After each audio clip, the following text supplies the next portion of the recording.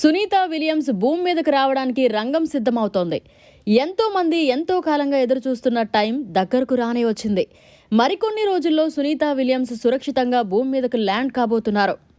సునీతతో పాటు బుచ్ను తిరిగి భూమి మీదకు తీసుకురావడానికి NASA SpaceX crew 10 mission ప్రారంభించిన విషయం తెలిసిందే. తాజాగా క్రూ 10 బృందం అంతర్జాతీయ అంతరిక్ష కేంద్రానికి చేరుకుంది. అంతరిక్షంలో ఉన్న సునీత విలియమ్స్ బృందాన్ని 4 వ్యోమగాముల బృందం కలుసుకుంది. డాకింగ్, హ్యాచ్ ఓపెనింగ్ ప్రక్రియ విజయవంతమైనట్లు నాసా తెలిపింది. డ్రాగన్ క్యాప్సుల్లో ప్రయాణించి అంతరిక్ష కేంద్రంలోకి ప్రవేశించిన వ్యోమగాములకు సునీత విలియమ్స్ బృందం స్వాగతం పలికింది. ప్రస్తుతం ఐఎస్ఎస్లో మొత్తం 11 మంది వ్యోమగాములు ఉన్నారు. హ్యాండ్ ఓవర్ ప్రక్రియ 2 రోజుల పాటు సాగనున్నట్లు నాసా తెలిపింది. హ్యాండ్ ఓవర్ ప్రక్రియ తర్వాత భూమికి సునీత, విల్మోర్ రానున్నారు.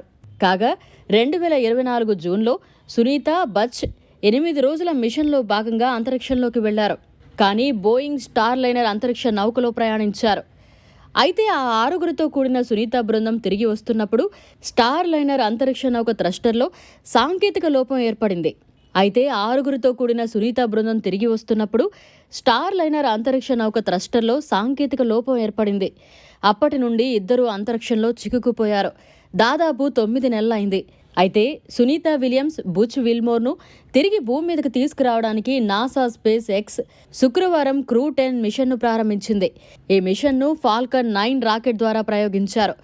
ముందుగా ఈ మిషన్ బుధవారం ప్రారంభించారు. కానీ వ్యవస్థలో కొంత సమస్య కారణంగా దాని ప్రయోగాన్ని నిలిపివేయాల్సి వచ్చింది. శుక్రవారం దీన్ని విజయవంతంగా ప్రయోగించారు. సునీత, బుచ్ భూమి మీదకి తిరిగి రావడం కోసం ప్రపంచం మొత్తం ఎదురుచూస్తోంది. అంతా సవ్యంగా జరిగితే ఈ నెల 19న అంతరిక్షం నుంచి భూమి మీదకు రానుంది సునీత బృందం. అయితే మిషన్కు క్రూ 10లో 4 వ్యోమగాములున్నారు.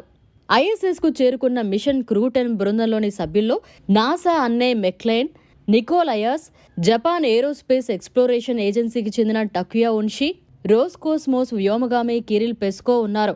అయితే అంతరిక్షంలో ఎక్కువ కాలం నిరంతరంగా ఉన్న మొదటి మహిళగా సునీత నిలిచారు. నాసా స్పేస్ ఎక్స్ సంయుక్తంగా వారిని తీసుకొచ్చే మిషన్ను నిర్వహిస్తున్నారు. ఇది ఇలా ఉంటే గురుత్వాకర్షణ ఏమాత్రం లేని అంతరిక్షంలో 9 నెలలు గడిపి తిరిగి భూమి మీదకు వచ్చిన తర్వాత ఆ వ్యోమగాముల పరిస్థితి ఏంటి? ఇప్పుడు ఇది ఆసక్తిగా మారింది. ముఖ్యంగా వ్యోమగాముల పాదాలు చిన్నారుల పాదాల్లా అత్యంత సున్నితంగా మారతాయి. దీన్నే బేబీ ఫీట్ అని పిలుస్తారు.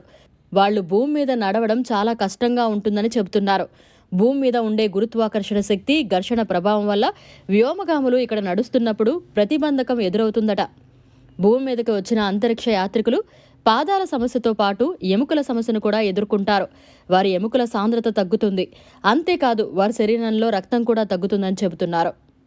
మరిన్ని అప్డేట్స్ కోసం మన HN9 టీవీ ఛానల్ని సబ్స్క్రైబ్ చేసుకోండి.